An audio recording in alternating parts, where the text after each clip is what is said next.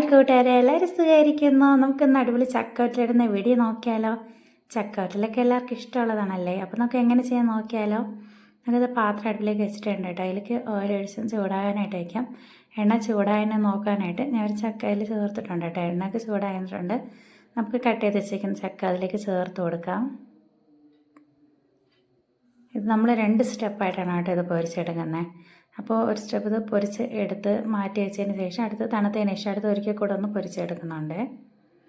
അപ്പോഴത്തേക്കും നല്ല മുറന്ന് കിട്ടും, നല്ല ക്രിസ്പി ആയിട്ട് ഇരിക്കും. അപ്പോൾ നമ്മുടെ ഒരു സ്റ്റെപ്പ് പൊരിച്ച് എടുത്തിട്ടുണ്ട്. അപ്പോൾ അത് തണുക്കാൻ മാറ്റി വെച്ചിട്ട് അടുത്ത ഒരിക്കൽ കൂടെ ഒന്ന് പൊരിച്ചെടുക്കുന്നുണ്ട്.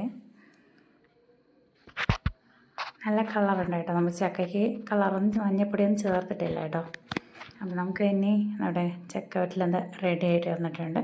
നമുക്കതിലേക്ക് ഉപ്പ് ചേർത്ത് കൊടുക്കാം. ഉപ്പും മുളക് പൊടിയും കൂടെ ചേർത്ത് കൊടുക്കുന്നുണ്ട് കേട്ടോ. അതൊക്കെ ചേർത്തതിന് ശേഷം നമുക്ക് നന്നായിട്ടൊന്ന് മിക്സ് ചെയ്ത് കൊടുക്കാം. നന്നായിട്ടൊന്ന് എല്ലായിടത്തും പിടിക്കുന്ന രീതിക്ക് നന്നായിട്ടൊന്ന് മിക്സ് ചെയ്ത് കൊടുക്കുന്നുണ്ട് കേട്ടോ. നമ്മുടെ ചക്കവറ്റിലൂടെ ഇതേ റെഡി ആയിട്ടുണ്ട്. നല്ല ടേസ്റ്റ് ആയിരുന്നു കേട്ടോ. നല്ല ക്രിസ്പി ആയിരുന്നു.